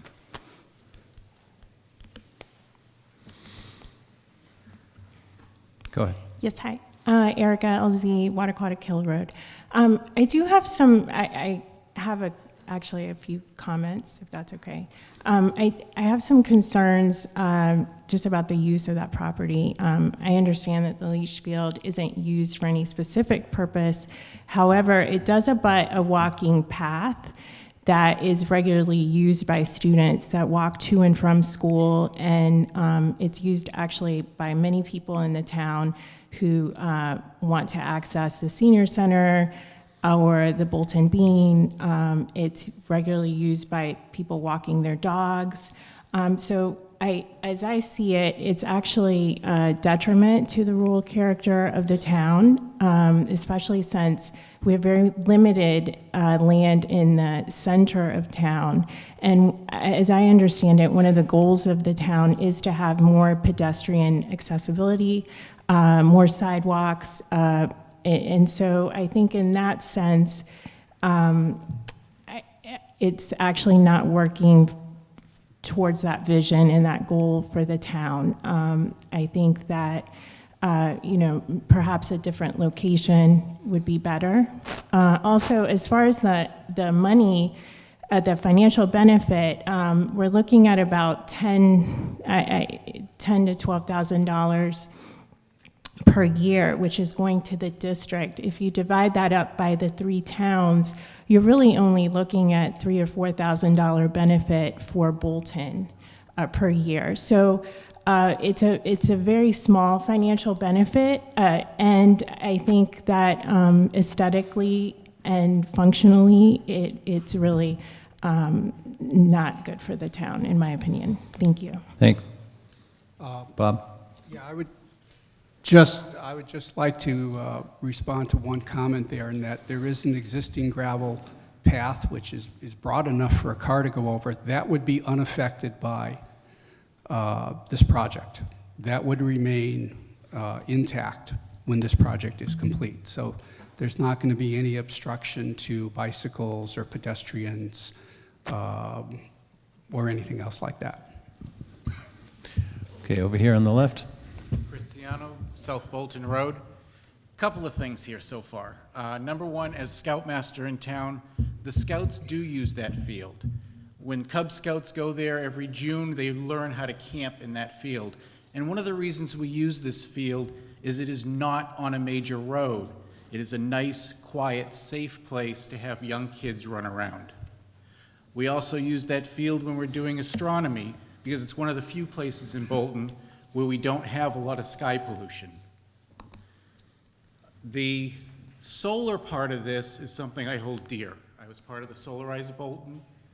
The lease program that's set up generally does not benefit the leasee as much as you might expect. All of the federal programs, all of the state programs, a lot of that money ends up going to the person that owns the lease. The lease will contain what's called an elevator clause.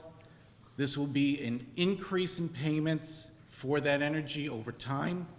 That energy does not match what the utilities might be. It matches a set date. So we don't know 20 years from now what our energy costs will be, and we don't know if that elevator clause will maintain a savings for us. And thirdly, it is a part of the town. We're currently looking at wells that are being put in by the industrial park that's going to kick out the public garden down there. One of the alternatives to that was to move the public garden up by the leach field. If it's covered in solar, that's no longer an option. The town has very little wide open space. We use a lot of it for sports. We use a lot of it for the community investment. Getting rid of this empty space is not going to give us any of those alternatives that we're going to be giving up. Thank you. Thank you. Jonathan? Jonathan Keep, 14 Manor Road. First, I wanted to thank Don Lowe for his work on the solar field. This was something, I was a proponent of solar at the dump, and I even supported this, but I think things have changed dramatically in the last year, and that's the friendly 40B that's going in at Bolton Office Park. And this is before the ZBA. It's not seeming like a possibility. It seems like it's something that's definitely going to happen.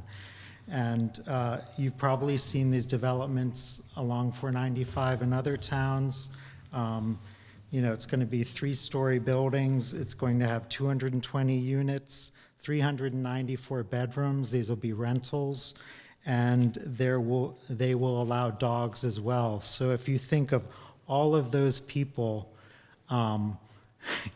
at Bolton Office Park, and we're about to take away valuable open space that they might use for walking dogs, for throwing frisbees, for picnicking.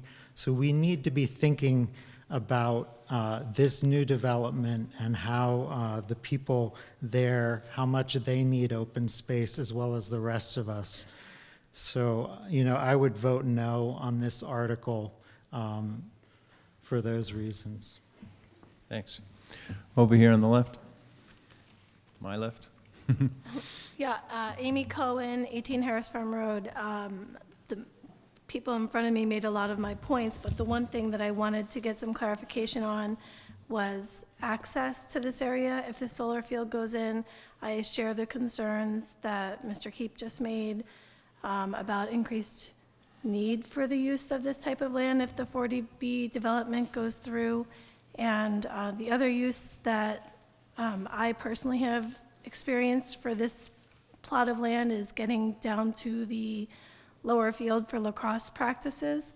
A lot of families use that path and that road as a secondary access point to get to lacrosse practices, which are held on the, I think it's the horse ring field that's down there. So I was also going to ask the selectmen whether a purchase option had been considered as opposed to a lease.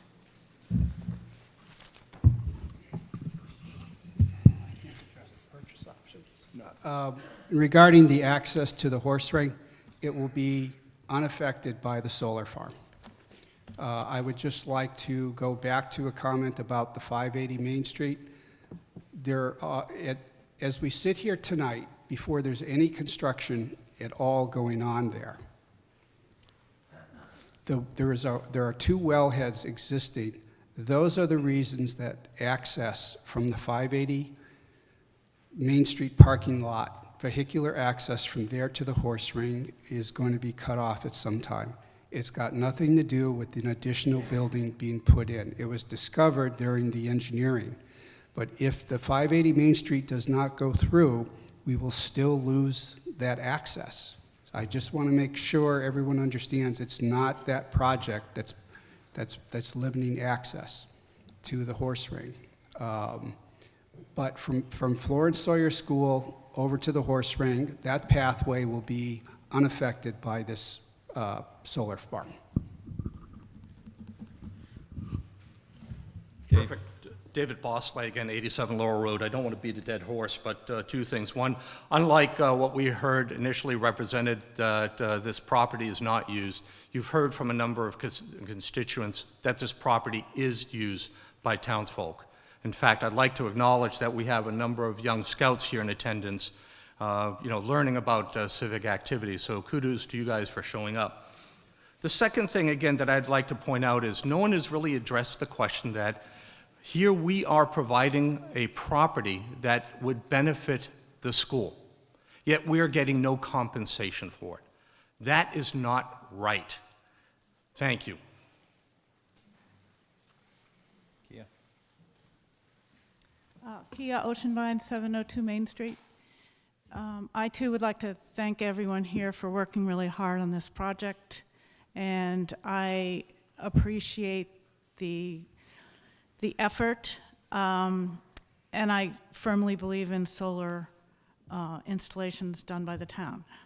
However, I think on this particular proposal, we should hit the pause button. There's a lot going on in the town center. This property has not been evaluated for its best use. I think it's obviously the best place if you want to put solar panels on the school property, but if you flip that around and think about what is the property best used for, you might come up with a different answer. You might not, but I think we should be evaluating it more closely, particularly because of the office park and the access problems that the office park is going to be presenting us to the lacrosse field and the gardens. I think there are some solutions that have not been explored yet, and there are some changing potentials of some of the abutting properties that maybe the select board doesn't even know about. It just seems like we are fast forwarding this, and I don't know if I can propose that we just sort of pass over it and take it up next year. Is that possible? I would rather not. I'd rather vote. I think we've given a lot of people an opportunity to speak here, so. There are tax incentives which change every year. And this is the best spot in town for this solar farm. I was wondering why you didn't propose the hillside above the teacher's parking lot. I noticed in the Well, for one thing, have you proposal. ever seen a building in front of a solar farm? I haven't. There's no building there, and I don't, every I time I think the asked that reflection- question, people kept talking about some parking lot installation. I don't mean a parking lot installation. If you ran it along the hill from the road up to the construction site, the original Florence Sawyer fencing, there's a lot of land there. It is narrow and skinny, but it's closer to the school, and it's on a hill. There's a huge hill installation over in Leominster. I mean, I don't know that you. But that hill is nowhere Okay, near comparable. excuse me. All right, well, I'm Excuse just me. saying, I Kia, recommend we excuse me. postpone it. We're not debating other locations, we're debating this location. It's really not, this is not the place to have that debate. Mark? Mark Hunter, Fox Run Road. First and foremost, I'd like to applaud the efforts of everybody to move towards solar. There was a question from a previous speaker whether or not that ownership of the solar array was ever considered. I'd like an answer to that. And furthermore, going forward, what about maintenance or repair of the septic system, should that be required? Or is there an alternate site, an expansion area, if you will, for the septic? Thank you for your time.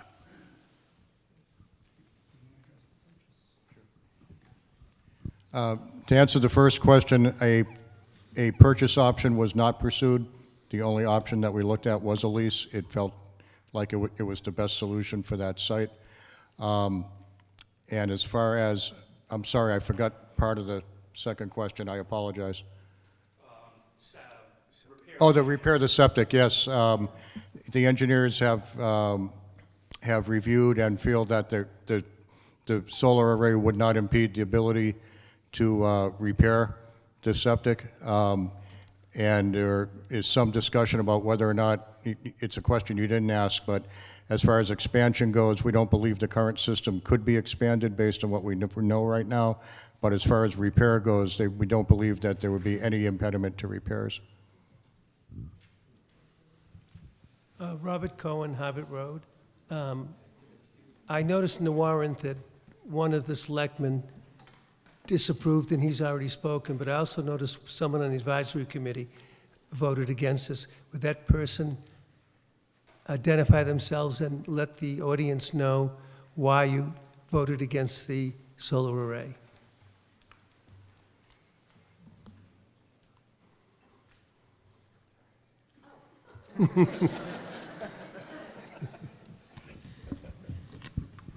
I oppose it, frankly, because that's wonderful open space for the center of town. Mhm. And it is used a lot for campers and walking. And it's just eating up a very limited amount of space in and around the school. So I just don't think it's the right spot. Thank you. Sorry. Mike? Hi, Mike Horish, 56 Burnham Road.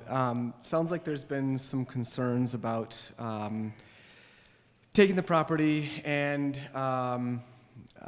developing it in a way that is disadvantageous to kids. I myself am a father of a 11-year-old and a 9-year-old, both of whom are in the Scouts. But I actually feel like this is an opportunity for kids. This is on land that is accessible to our elementary and middle school students.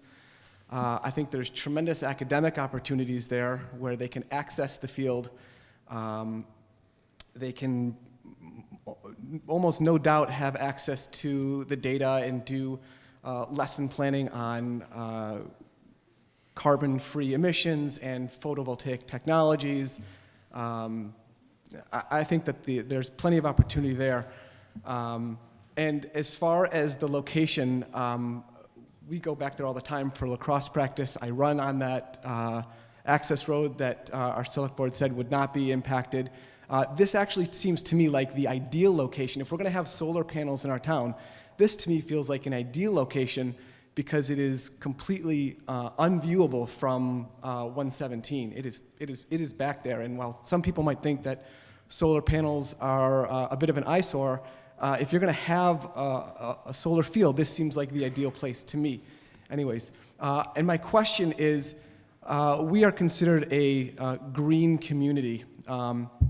And it seems like we could sort of live up to our status as a green community by installing this solar field. I'm going to ask either the advisory board or the select board, what does the status as a green community entitle us to?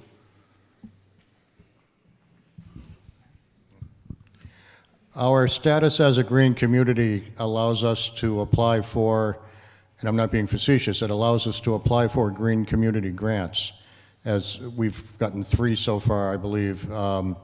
2 to replace boilers and whatnot over at the school, and 1 to effect general improvements to town buildings as far as weatherization and that type of thing. So it all evolves around improvements of that type. And I think in round numbers, we've probably gotten about $300,000 in grants through the Green Community Program.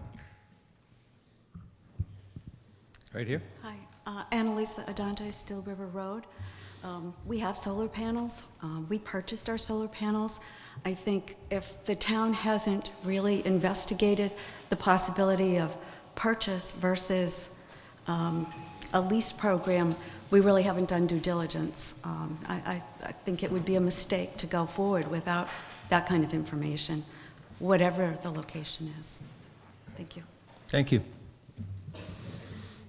Yes. I would say that from this selectman's point of view, I did not ask about a purchase agreement because the idea of getting solar power in town, in the school, at no cost to us versus purchasing all of that equipment. If you purchase it, you're then responsible for all the maintenance. If you purchase it, you're then you're going to be responsible for removing it later. All the things that go along with owning a high-tech operation. If there's a problem, the town would be responsible for fixing the issue at the solar farm. All of that goes away. All the risk goes away with a lease. And that was my reason for not asking any questions about a purchase, because the town does not have to lay out a dime to get this done. Scott, did you have a technical part of that? I just wanted to respond to a couple of things that have been brought up that were maybe misunderstood. The power purchase agreement that we would have with the town is a fixed price for the entire term. There is no escalation built into it. I know some of the previous towns entered into, I would say, bad agreements maybe with power purchase agreements with large escalators, and you don't know what's going to happen with the utility rate, but this would be a fixed amount for those full 20 years. I can't talk for the town on best land use. I've heard a lot of people talk about that tonight, but I can assure you this: we will have a gate around the field, a fence, so it would be protected. There would be safety. The other usable land down there, you would be fine. And we're not going to impede any of the walkways in or out or any of the access roads to the lower field or any of that. So I just wanted to clear all that up. Okay. Yes. Hey, Andres March, Kettle Hole Road.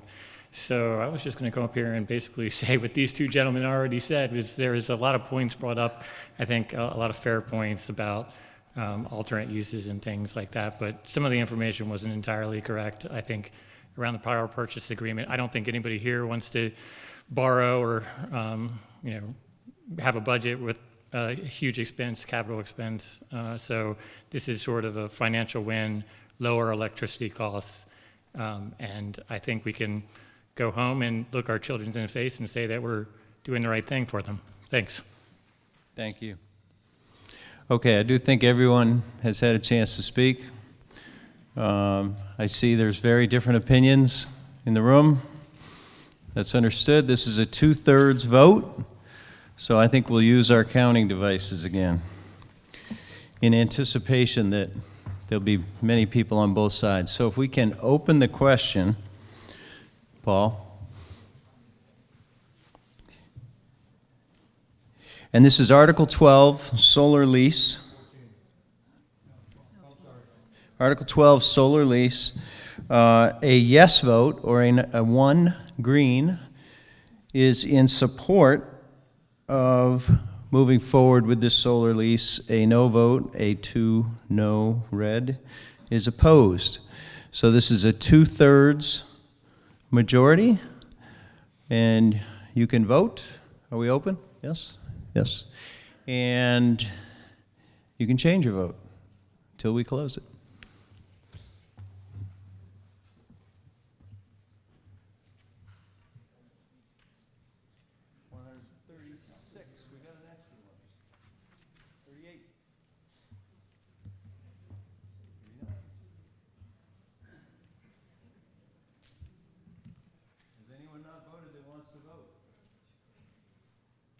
Okay, let's close it, please. So this did not pass. It's 67 yes, 73 no out of 140. That article fails to pass. And we'll move on to Article 13. Move the article. Okay, Article 13 is a facility shed for the South Cemetery, proposed by the Cemetery Committee. It's been moved and seconded. It requires a majority vote. Are there any questions or comments about the facility shed? Do we have a slide on this? Yeah, we had a slide on this, didn't we? Yes. Basically a pretty simple white vinyl sided shed. Any questions, comments? We'll go with a voice vote here. All those in favor, please say aye. Aye. Opposed? Unanimous? Passes. Cell tower lease, Article 14. What is your pleasure? Move the article.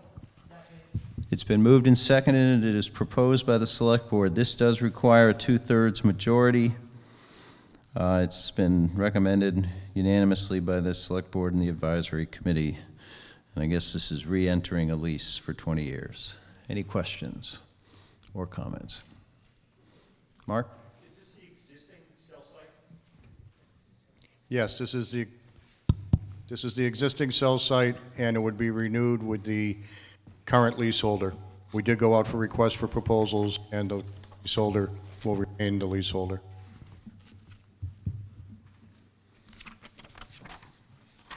Any other questions?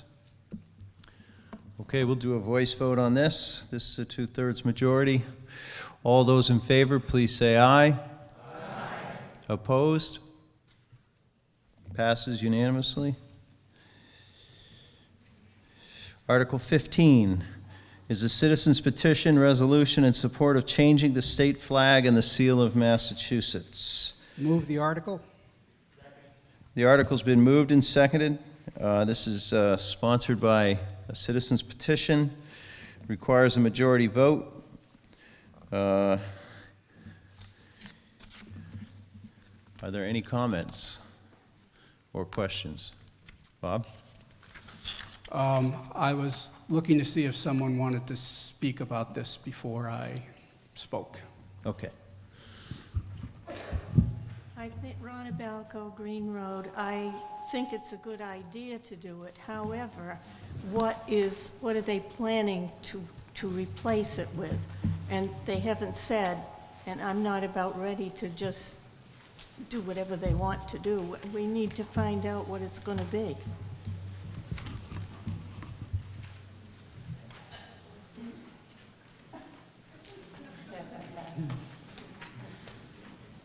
Yes. Hi. I guess I'll take this off. My name is Pat Westwater Jong, and I live at 3 Autumn Lane. And I'm here just to say a few words about the current state seal that is on our flag and on our stationery. It's a picture of a Native American with a sword over his head that is fashioned after the sword of Miles Standish, who was known for killing many, many Native people. And actually, well, I'll skip a gory detail about that.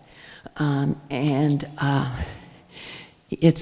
read an article about a year ago that talked about there's still 10 state seals in the country or something that are very disrespectful about the Native people, and that the one in Massachusetts was by far the worst. So I think it's a terrible state seal, and actually, I guess we have the flag right there. You can just barely see the Indian, that flag. I could actually open it up and you can get a look at that sits on a stage. There is the Massachusetts state legislatures voted on this last year, and they voted in favor of a commission that would study this. So, but apparently the commission is made up of a number of people who don't think that they're stalling, and it appears that they're not in favor of necessarily changing the seal. They're appointed by the governor, and people think that they may not be wanting to change the seal, and they say that it's because people in Massachusetts aren't really aware of this, and they don't want to move forward in changing the seal. So there's a process that they would like to go through where they would discuss all the different options. So Rona, you'd be able to participate in that if you'd like. What they're looking, because this committee this commission has stalled this process because they think not many people are aware of it. There are a number of communities across the state that are voting on this and looking at the state seal and deciding if they think it should be changed or not. And then this information will be brought forward to the commission to say yes or no. People in this state really do think it is disgraceful, the seal that we have now, and that they would in fact like to change it. So it's just saying yes to this process. And if you'd like, I could walk up on stage and unfurl the flag so you could actually see if you like. I think we all know what the flag looks like. Thank you so much. Thank you. Any other comments about this? Robert? I want to thank the last speaker for her presentation. It was quite good, but I have a problem with this revisionist history. And I don't doubt what she said, but how far do we go back? Do we take all the pointed stars off the Mercedes-Benz because of the Nazi concentration camps? When do we stop going back for people that have been gone a long time ago and change that are just symbols and have very different meaning these days? And so I oppose all this revisionist history, and I think this is another symbol of it. Thank you. Okay. Any other comments? Yes, Bob? Hi, I understand the need or the reasons for changing the state flag. I don't disagree that it should be done. But there is a commission in place. My understanding is the governor has supported the commission, but I know there's at least one error of fact in this motion, which is that Dean Tran, let me remind you, this is not an article from the selectmen, it's a citizen's petition. The town is obligated to put this in because the petitioner fulfilled the obligations to get this in the town warrant. But Dean Tran has not been a state senator for more than a year. And I don't know what other errors of fact there are in this article. I also find the writing of the article personally offensive. And I believe we would all best be served by not voting on this article at all. The mechanism to do that is to pass over the article. Which I will make a motion for in a moment, the process after that is if it is seconded, we would vote whether or not to pass over the article. If we agree to pass over the article, that's the end of it. If the motion to pass over is defeated, we go back to debate on this article. So, Mr. Moderator, at this time, I move that we pass over Article 15.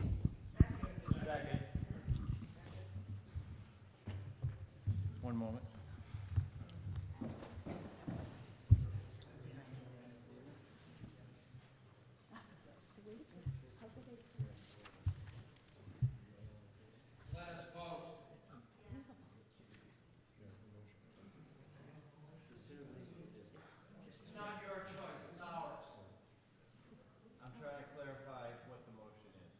There's no such thing as a motion to pass over.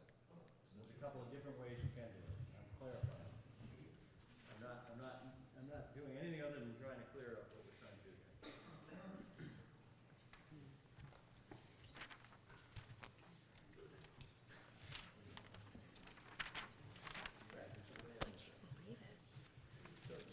A lot of people say I'd like to pass over an article and they think that that's the proper wording.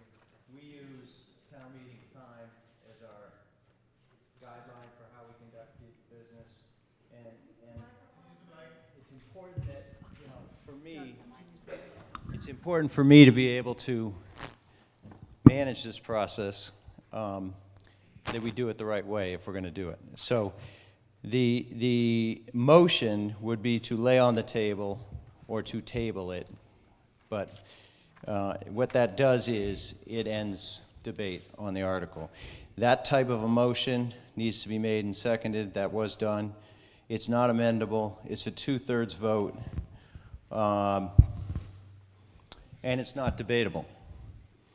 So once that motion has been made and has been seconded, we have to vote on that motion.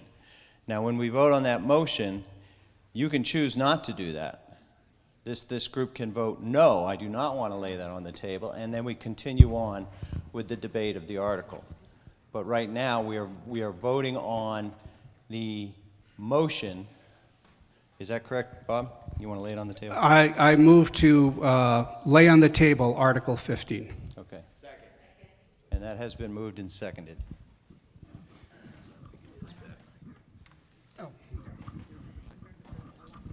So, that being the case, it's not debatable, there's no more discussion. We are only voting on the motion to lay on the table this article, which means we end debate and we don't vote on the article today, okay? So if you do want to vote on this article and you do want this to stay on, you want to vote no to lay on the table. If you agree with laying it on the table and ending the discussion, you vote yes. Is everyone clear on that? I want to be certain that everyone understands, so when they vote, they're voting the way they want to vote. Okay? So we're going to have a vote, and it's 2/3, so I'm going to ask us to do this with our remote devices as well. Paul, can you open that? So this is an amendment on Article 15 to lay on the table, or for you to understand. I'm sorry, I can't hear what somebody's saying. You're going to come to a mic. Excuse me? 2/3. Sorry, Paul. This is a 2/3 vote. Yes is to lay on the table to end discussion on the article. No is to continue discussion and vote on the article. Okay, is everyone clear on that? I know that's confusing. So, are we open? Can we open it, Paul? All right.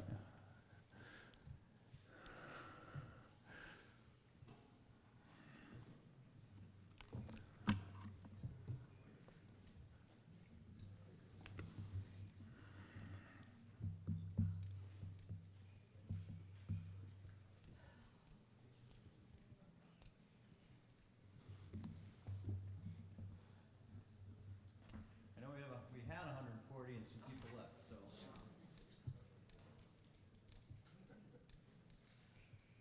Has everyone voted who wants to vote? All right, let's end that. Paul.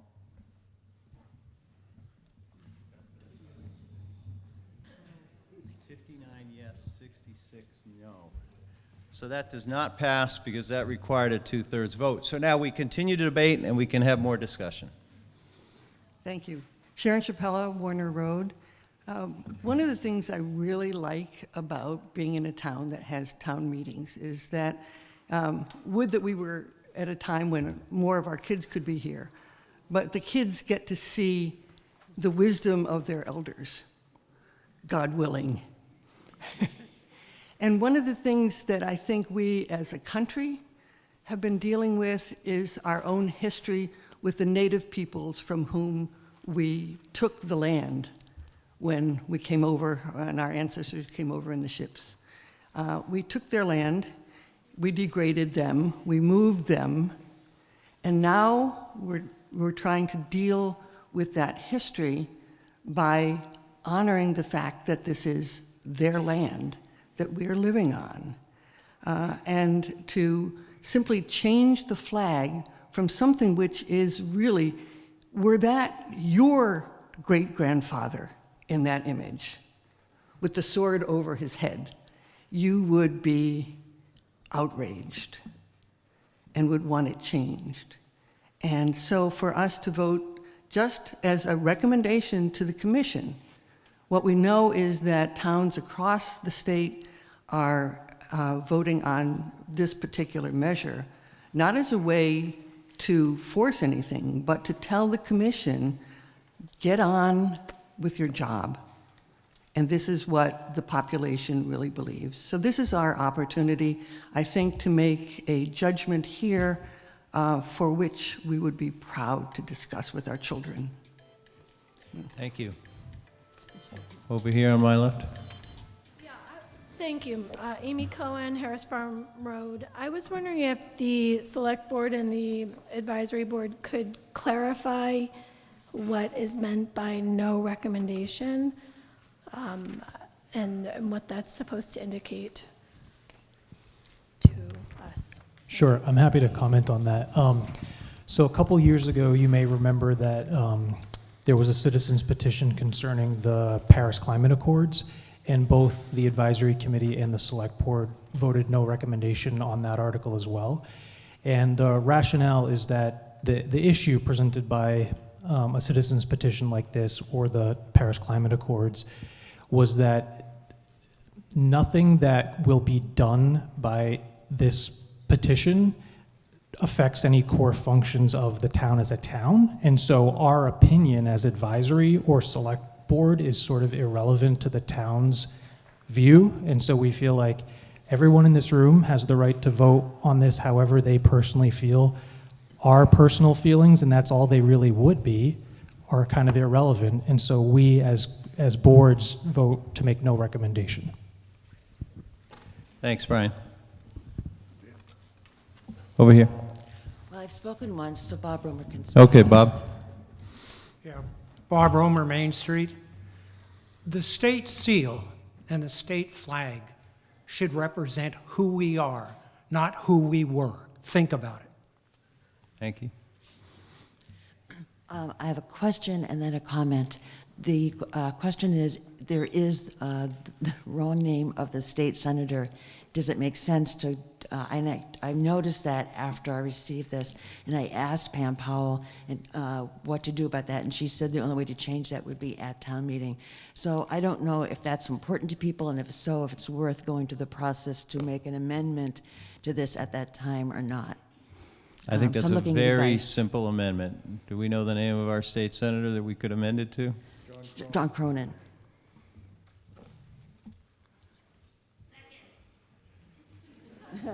So there is a motion to make an amendment to strike Dean Tran and to insert the name of our current senator, and I'm really sorry that I... John Cronin. John Cronin. Cronin, thank you. I'm sorry. I should know Yeah, that. we're lucky to have a great state senator, in my opinion. Apologize. Okay, a motion to change the name of the state senator because that was wrong in this. Let's just do a simple voice vote. All those in favor of making that change, please say aye. Aye. Opposed?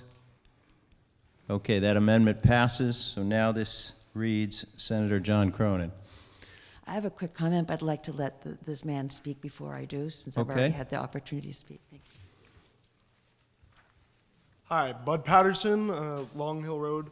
Not to speak politically of the flag, but personally, I think it is pretty generic of a state flag for the blue and the white background, and I think if Massachusetts were to adopt a flag that was not like 30 other state flags, it would be positive for the state to have a stronger sense of identity than just another carbon copy state flag and seal. That's all. Thank you. Thank you. Move the question. Second. All right. We've had a motion to move the question. It's been seconded. We'll vote on moving the question. So what that means is we are voting basically to cut off debate and move to making a final decision. We're not ending, we are going to vote, but this vote is to end debate. Moving the question means we end debate. So a yes means I'm agreeable to ending debate and going to that next vote. We'll do a voice vote. All those in favor of the amendment to move the question, say aye. Aye. Opposed? Nay. Okay, that passes. So there's no more discussion. We will now vote on the citizens petition, Article 15, which requires a simple majority. And we have amended that by putting the correct senator's name in there. That's the only change we've made now. All those in favor of this Article 15, please say aye. All those opposed? That passes. Okay. Thank you. We have one more vote. Well, we actually have two. But